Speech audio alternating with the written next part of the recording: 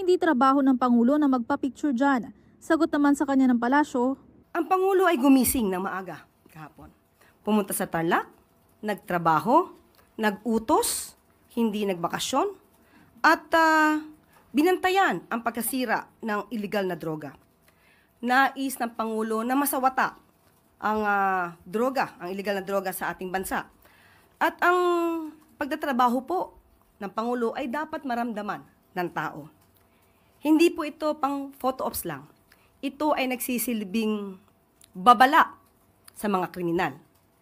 At nagsisilbi rin po itong inspirasyon sa taong bayan na nagnanais na masawata ang illegal na droga.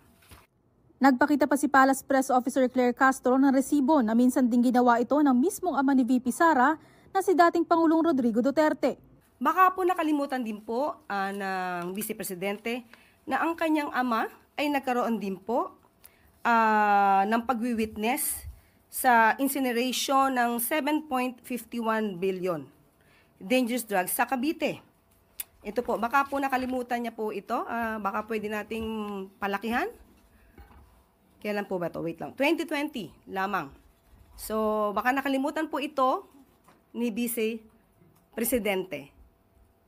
So, ang